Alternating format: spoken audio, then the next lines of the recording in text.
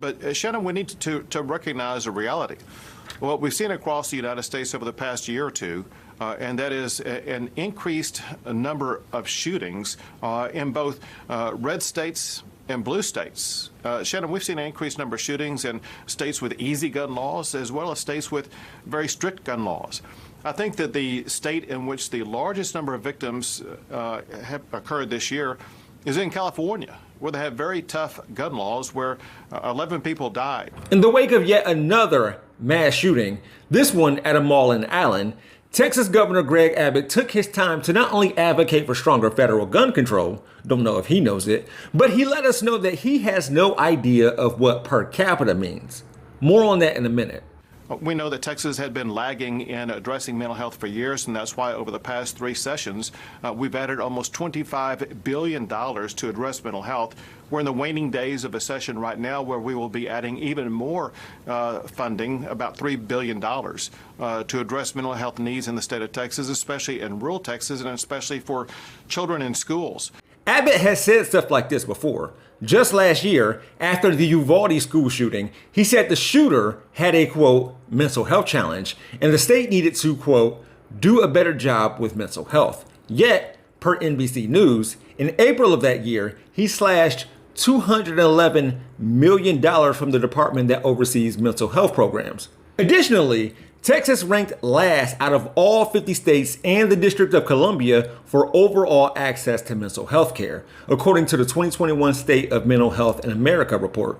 And if you're like me, for one, God bless you. 2, you're wondering, where did he get that $25 billion amount that he mentioned? Well, according to ABC News, the most likely source for this figure is a $25 billion Medicaid expansion grant in 2017, $15 billion of which was federal funding from the Department of Health and Human Services, a program established by the Obama administration in which Governor Abbott actively fought against. But as the director of policy at the Hawk Foundation for Mental Health will go on to say, there's a big difference between mental health spending and mental health access. We're a huge state, and we may be spending a lot on mental health, but that does not mean access is the same in every community. Also, Abbott, and many like him, could be misattributing a problem such as mass shootings to mental health for no apparent reason.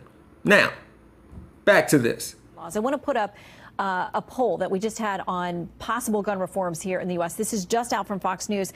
When you ask people what they would favor, background checks for guns, enforcing existing gun laws, legal age to 21, requiring mental health checks, flagging people for danger to self, all of those score at more than 80%. You know it's bad when the Fox News audience is in favor of these proposals to reduce gun violence. Makes it harder for Abbott to lie to them.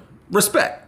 As for I think that the state in which the largest number of victims occurred this year is in California, where they have very tough gun laws. I don't know how many people on Twitter corrected this, myth-busted this, but it was a lot. And they told him what Texas's population is compared to California's, along with the homicide rate and firearm mortality rate between those two states per capita.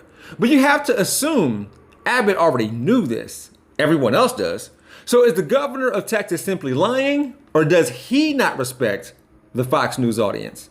Thanks for watching. Meet the next Donald J. Trump. He's already been called a sexist and a racist. So watch how 45 inspires him. You can find the link to that video in the description below. If you're looking for more of my content, click the Jeff Wiggins hashtag or visit my YouTube channel called We Gonna Be Alright. And as a reminder, my architect knows Japanese.